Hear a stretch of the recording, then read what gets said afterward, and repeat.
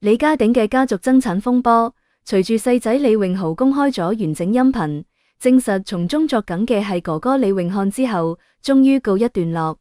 呢段持續數月嘅家庭糾紛，由最初嘅財產分配爭議，到後來牽扯出兄弟之間嘅信任破裂，再到音頻曝光之後真相大白，成個過程充斥住家庭內部嘅矛盾同利益衝突。而家李家鼎喺屋企調養身體，李榮豪仲罕有公開咗李家鼎嘅近相，雖然明顯暴瘦，但係精神狀態都算返嚟啦。由相片入面可以睇到，李家鼎嘅面部輪廓比之前凹陷咗唔少，成個人睇落消瘦咗一大圈，但眼神比之前清亮咗好多，說明身體正在逐步恢復當中。李榮豪喺發佈相片嗰陣都配咗文字，表示老豆正在好好休息，希望外界唔好過多打擾。估唔到嘅係，一波未平一波又起，李家鼎兩個仔嘅爭產風波暫告一段落。而家李家鼎又被曝光細20歲嘅紅顏知己 Viva 都牽涉錢財糾紛，更加令人意外嘅係，呢個 Viva 原來係 TVB 小生馬冠東嘅阿媽。呢個消息一出，立刻喺娛樂圈引發咗唔少嘅震動，因為邊個都冇將李家鼎嘅女友同馬冠東聯繫到一齊。李家鼎同思明離婚之後，的確公開交過一個女友，兩個人喺一齊已經20年嘅時間。過往佢仲不時帶住呢個女友出席活動，有時仲同個仔李榮豪一齊。睇落佢哋屋企人已經接納咗呢個女友。喺過去好多年入面，李家鼎出席公開場合嗰陣，身邊成日出現一位女性，呢位女性就係 Viva。兩個人一齊出席過李家鼎嘅私房菜館開業典禮，當時到場嘅除咗李家鼎嘅兩個仔之外， Viva 仲帶住自己個女同孫女一齊現身。場面睇落十分融洽，李家鼎當時仲主動向在場嘅朋友介紹 Viva， 態度自然，並冇刻意回避兩個人嘅關係。不過就好少睇到 Viva 嘅仔現身，殊不知原來 Viva 嘅仔係 TVB 嘅上位小生馬冠東，而馬冠東當年入行發展都係因為李家鼎嘅引薦，大概係出於關係敏感，所以馬冠東甚少提及阿媽，對家事從來唔公開。馬冠東喺 TVB 發展多年，由最初嘅配角逐步做到咗能夠擔綱主演嘅位置。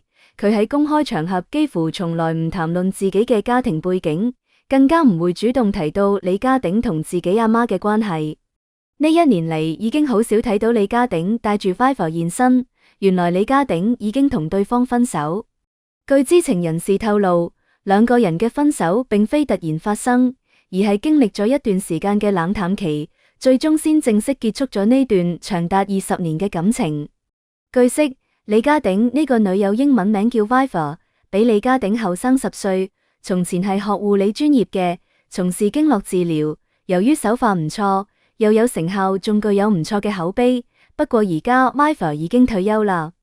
Viva 喺後生嗰陣接受過系統嘅護理培訓，後來轉行做經絡治療，喺圈內積累咗一定嘅客戶群體。佢嘅手法得到咗唔少人嘅認可，好多人專程揾佢做治療。不過隨住年齡增長， Viva 已經唔再接客，正式退休。Viva 曾經有過一段婚姻，離婚之後獨自帶大一仔一女。2006年通過朋友認識咗李家鼎，由於兩個人都實婚，所以惺惺相惜行埋一齊。當時李家鼎啱啱同思明離婚冇幾耐， Viva 都啱啱結束自己嘅婚姻。兩個經歷過婚姻失敗嘅人，因為共同嘅處境而產生咗共鳴，之後便確定咗戀愛關係。咁多年嚟，外界對呢個 Viva 嘅身份了解始終有限。李家鼎喺過去雖然不時帶住女友出席活動，例如當年佢嘅私房菜館開業，除咗兩個仔到場之外， Viva 仲帶住個女、孫女現身，睇落兩家人相處融洽。不過就好少睇到 Viva 嘅仔現身。殊不知原來 Viva 嘅仔係 TVB 嘅上位小生馬冠東，而馬冠東當年入行發展都係因為李家鼎嘅引薦。馬冠東進入 TVB 之後，李家鼎利用自己喺圈內嘅人脈同資源，幫馬冠東爭取到咗唔少演出機會。由最初嘅龍套角色，到後來能夠喺劇集入面擁有台詞同呼份，馬冠東嘅演藝之路確實有李家鼎喺背後推動嘅痕跡。李家鼎同 Viva 喺一齊嘅時候，李家鼎仲未走紅，都冇咩剪 ，Viva 都冇嫌棄，仲無私咁幫忙。而兩個人喺一齊生活期間，李家鼎負責做家務，Viva 負責為佢舒緩經絡，總之相處愉快。喺嗰個階段，李家鼎嘅事業還處於起步期，收入並唔穩定。Viva 唔單止冇因為經濟條件而離開，反而主動分擔咗唔少生活上嘅開支。兩個人嘅分工好明確，李家鼎包攬咗屋企嘅煮飯同清潔工作， Viva 就用自己嘅專業技能為李家鼎做經絡治療，幫助佢緩解身體疲勞。呢種互相扶持嘅模式維持咗好多年。而李家鼎都係有情有義之人，後來發家致富之後，佢都慷慨咁將錢俾對方用。據悉 Viva 一度患病，李家鼎當時仲豪爽咁送上咗醫藥費，另外女方日常嘅生活費以及租金都係李家鼎負責。換言之，李家鼎一個人要負責兩個家庭嘅開銷，包括前妻思明同大仔，另外仲有 Viva。也正係因為如此，呢個亦引發咗家庭矛盾。事實上，李榮豪同 Viva 嘅關係唔係太好，佢係睇唔慣李家鼎喺有錢之後成日將錢俾 Viva。李榮豪認為老豆喺經濟上對 Viva 過於慷慨，而對自己呢個親生仔反而唔夠大方。呢種不滿情緒積累已久，最終喺一次事件中徹底爆發。而家又有一段錄音視頻被公開，入面就有李榮豪粗聲粗氣咁對待李家鼎。原來當時就係李榮豪不滿李家鼎又去俾 Viva 送錢。喺呢段錄音入面，李榮豪嘅語氣非常激動，直接質問李家鼎點解又要將錢俾 Viva， 言語之間充滿咗不滿同憤怒。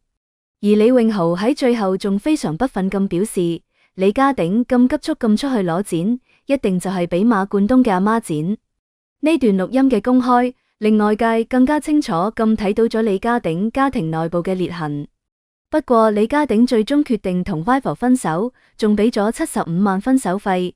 李榮豪夫婦原本想阻止嘅，結果趕到嘅時候，李家鼎已經俾咗錢，對方都走啦，呢件事就不了了之。據了解，李家鼎喺做出分手決定之前，已經考慮咗好長時間，最終都係選擇咗結束呢段關係。75萬嘅分手費對於李家鼎目前嘅經濟狀況嚟講，並唔係一個細數目。因為經過之前嘅爭產風波，佢嘅積蓄已經消耗咗唔少。李榮豪夫婦得知此事之後，立刻趕往現場試圖阻止，但佢哋到達嗰陣，交易已經完成 ，Viva 攞咗錢便離開啦。娛樂圈嘅關係就係咁盤根錯節，邊個又估得到原來李家鼎交往咗20年嘅女友，竟然係馬冠東嘅阿媽？咁多年嚟，李家鼎對馬冠東都猶如親生仔一般。據悉，2016年 TVB 開拍《鐵馬戰車》嘅時候，李榮豪同馬冠東都有份出演。有講法話係李家鼎為馬冠東爭取咗一個好角色，都係李榮豪只能客串。呢件事喺當時就令李榮豪感到不滿，佢認為老豆喺資源分配上明顯偏向咗馬冠東。另外，李榮豪結婚嘅時候，曾經希望李家鼎俾150萬用作首付。結果李家鼎要讓 Vivi 個女做中間人，導致李榮豪買唔成樓。呢件事進一步加深咗李榮豪對 Viva 一家嘅不滿。佢認為正係因為 Viva 嘅存在，先導致自己喺老豆嗰度得唔到應有嘅支持。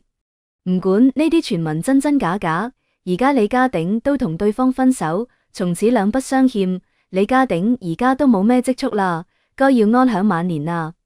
經歷咗仔爭產、女友分手呢一連串嘅事情之後，李家鼎嘅經濟狀況已經大不如前。75萬嘅分手費加上之前爭產風波中嘅各項開支，令佢嘅賬戶餘額所剩無幾。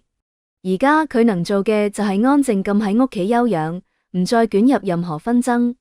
好啦，以上係本期嘅內容。如果你鍾意我哋嘅節目，歡迎訂閱、點讚、轉發，感謝大家嘅支持。